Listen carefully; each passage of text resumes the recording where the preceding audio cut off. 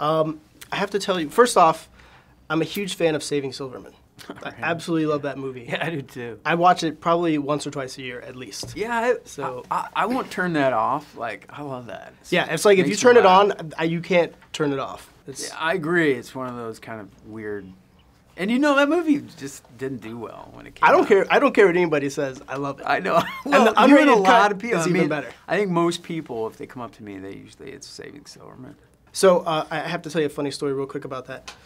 I didn't see it, okay, but I was at a restaurant. A guy came up to me, and he thought I was you. And he was convinced. And I couldn't shake him. He was very like, I was like, I appreciate it. I'm not Steve Zahn. He's so much better looking than me. I was like, I'm not Steve Zahn. And he did not believe me. Yeah, so we could be brothers, definitely. There's a guy out there that thinks he got the same eyes. We're twins. You Swedish? I'm not. Scottish. Right. Yeah. So, but maybe I was Swedish at some point. I don't know. We all come from the same kind of village, don't we? Okay, so War for the Planet of the Apes. You got this role over Skype. Yeah. How did that happen? How did that? It was so weird, so strange. Cause I'm not good with that. Like the FaceTime thing. Like I'll have a meeting with the director, kind of. You know, I'll be at home and be like, "Hey, how's it going?" And within 30 seconds, I'm like, "Can I just call you? Cause this is really weird."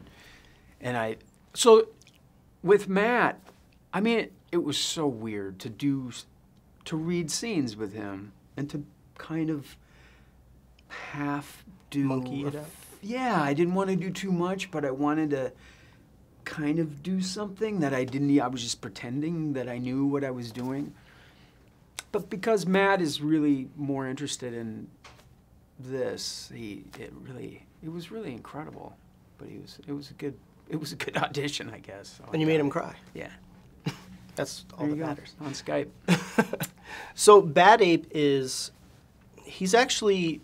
he's pushing the franchise forward in the way the apes communicate. Because up until this point in this film, they don't really have conversations. They just kind of, a few words from Caesar and whatnot, but it seems like Bad Ape kind of brings that together and pushes it forward. Yeah, well, in a way, because, well, number one, they think they're the only ones left. They're convinced of that. So when they find another ape from outside their group, that's a coup. That's a big deal. Right. And the fact that he talks, which is, some have sign language, others talk, but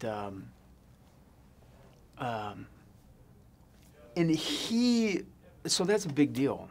Yeah. Yeah. The possibility that there are others out there. Maybe there's more. Right. I mean, and then just based on what we saw yesterday, you see an actual conversation between Caesar and Bad Ape, which was cool because you haven't really seen that before. So it was really he doesn't understand the sign language. And like, I don't think he gets this. In a way, I hate to say like, oh, you're the comic relief, but there is some comic relief in there. You can't help but. Like, Bad Ape just has that kind of those quirks. Yeah, I mean, he's not the joke teller, but he's a different speed, which makes it lighter. I mean, they're so heavy and stoic because of what they're going through, and these apes are, And to have this guy who's just really excited to be a part of a group, because I've been off on my own, it comes off a lot lighter, So, were you a fan of the franchise, like the older movies or the newer ones? Yeah, no, I just watched the first one like a week ago, and I would have watched it before I did it. I was really excited to be a part of this because of that, because it's historically speaking. Right. But I think this series is amazing, and the last one I thought was a great movie. Yeah. Yeah. And so when they called and said they were interested, I was really excited. You're like, I'll be a monkey. Yeah, man, to be able to.